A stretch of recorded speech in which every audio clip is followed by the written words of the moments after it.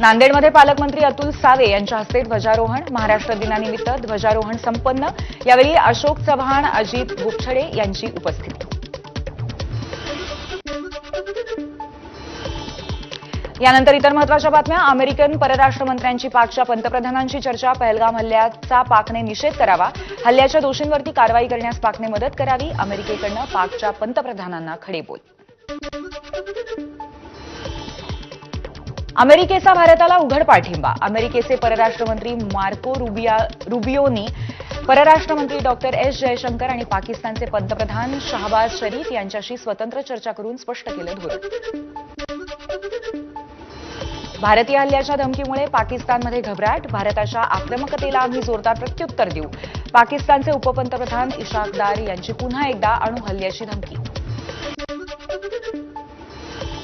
घाबरलेल्या पाककडनं गुप्तचर संस्थेचे प्रमुख लेफ्टनंट जनरल असीम मलिक यांना राष्ट्रीय सुरक्षा सल्लागाराची अतिरिक्त जबाबदारी। मलिक यांच्याकडे आता आयएसआय प्रमुख आणि एनएसए दोन्हीची जबाबदारी। जम्मू काश्मीरच्या कुपवाडा, उरी आणि अखनूरच्या काही भागामध्ये पाकिस्तानचा विनाकारण गोळीबार सुरूच। भारतीय लष्कराकडनं योग्य प्रत्युत्तर। भारत आणि पाकिस्तान सीमेवरती दहशतीचं वातावरण। सीमेवरील गावांमध्ये राहणाऱ्या लोकांनी घरामध्ये बंकर बांधायला सुरुवात केली। गोळीबारापासून रक्षण करण्यासाठी बंकर बांधायला सुरुवात। भारताने पाकिस्तानच्या सर्व फ्लाईट्ससाठी एअरस्पेसवरती बंदी घातली। 23 मेपर्यंत कमर्शियल आणि मिलिटरी फ्लाईट्सवर बंदी।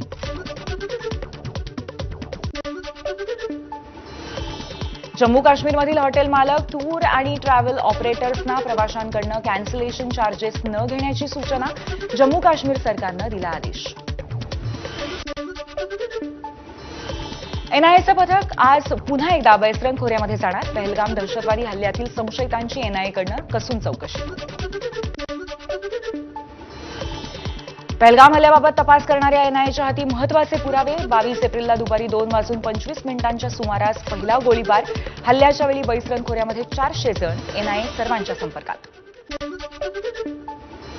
दहशतवाद्यांना वाचवण्यासाठी पाकिस्तानची धडपड। हाफिज सईद, मसूद अझहरला कोट लखपत तुरुंगातनं बहावलपूरच्या तुरुंगात हलवलं। भारताच्या आक्रमक पवित्र्यानंतर पाकिस्तानच्या हालचालींनाही वेग।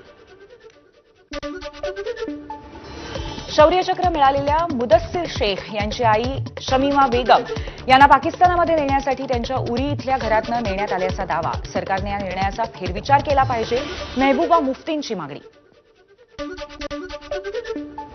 भारतीय सैन्य जे काही करेल ते भयावह असेल। मेजर जनरल अनिल बाम यांची एबीपी माझाला प्रतिक्रिया। जे काही होईल ते सर्जिकल आणि एअर स्ट्राईकच्या पुढचं असेल, अनिल बाम यांचं विधान।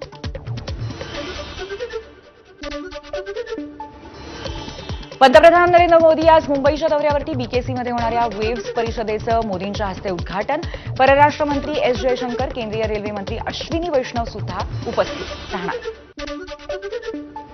महाराष्ट्र राज्य सृजनशील आहे, सांस्कृतिकदृष्ट्या वैभवशाली आहे। या वैभवामध्ये वेव्स या आयोजनामुळे आणखीन भर पडेल।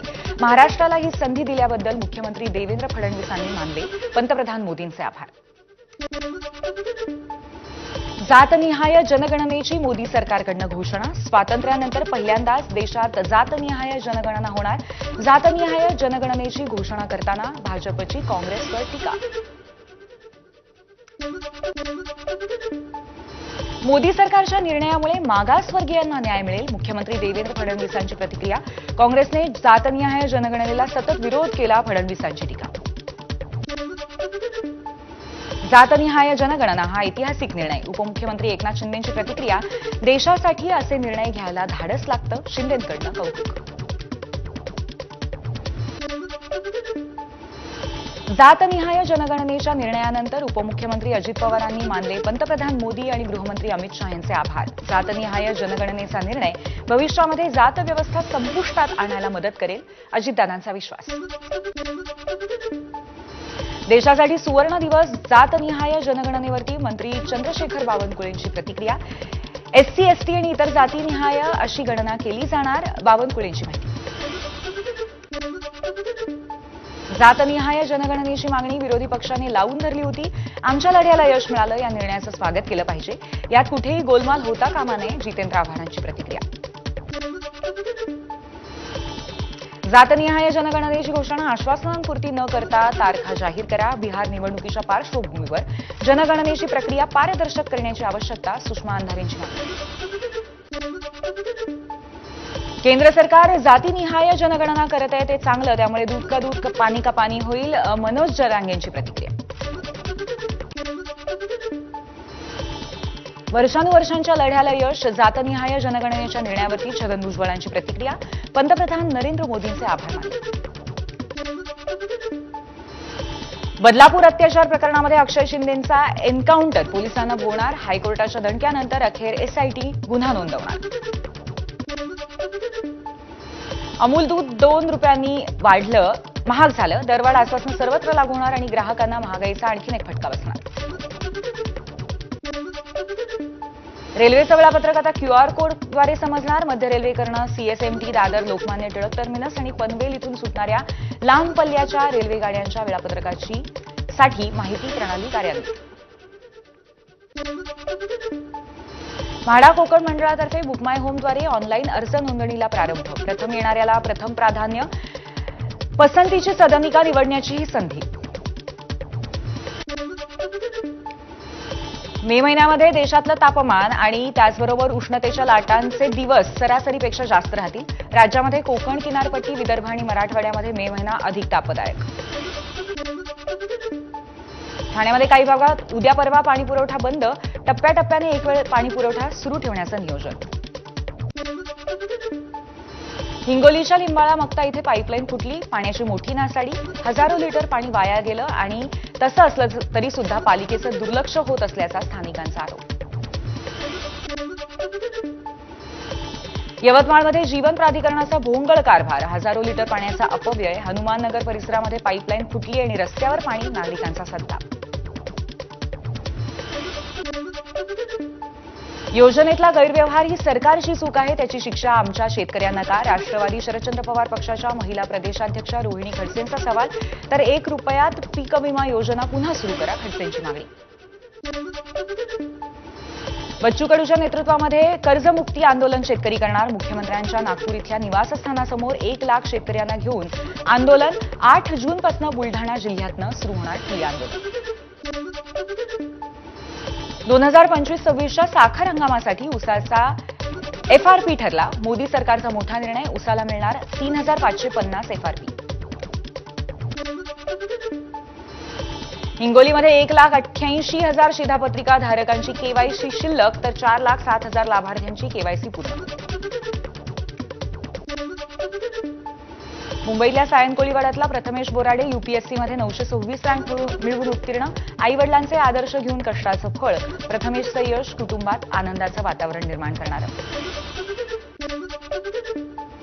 महाराष्ट्र दिनानिमित्त विठ्ठल रुक्मिणी मंदिराला फुलांची सजावट. पुण्यातल्या भाविकाकडनं 2 टन फुलांचा वापर करत सजावट. विठ्ठल रुक्मिणी चरणी चव्हाण कुटुंबानं अर्पण केली फुल सजावटीची सेवा.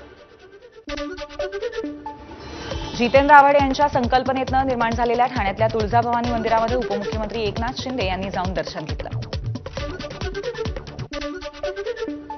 कुणाल कामराच्या युट्यूब चॅनलवरती बंदी आणण्याची मागणी मुंबई उच्च न्यायालयाने फेटाळली. याचिका आमदार किरण सामंतांनी केली होती. अशा मागण्यांसाठी कायद्याने पर्याय दिले. तिथे जाऊन दाद मागा, न्यायालयाचे खडेबोल. अहिल्यानगर शहरामध्ये कॅफेमध्ये तरुणींचे खुलेआम अश्लील चाळे. स्थानिक गुन्हे शाखेच्या पथकाकडनं शहरातील 5 कॅफेंची तपासणी. या प्रकरणी 9 जणांच्या विरोधात गुन्हा, 7 जणांना अटक.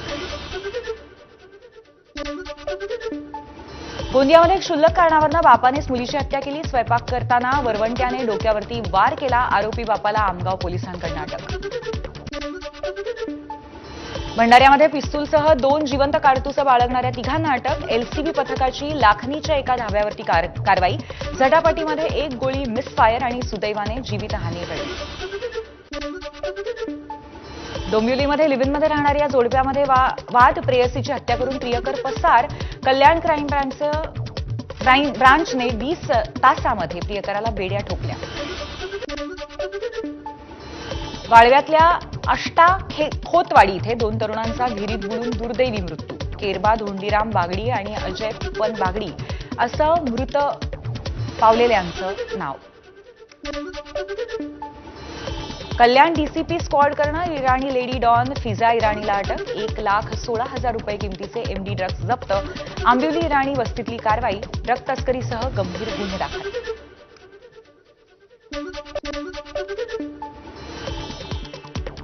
याबरोबरच बातम्यांचा वेगवान आढावा पूर्ण झाला एक छोटासा ब्रेक घेतोय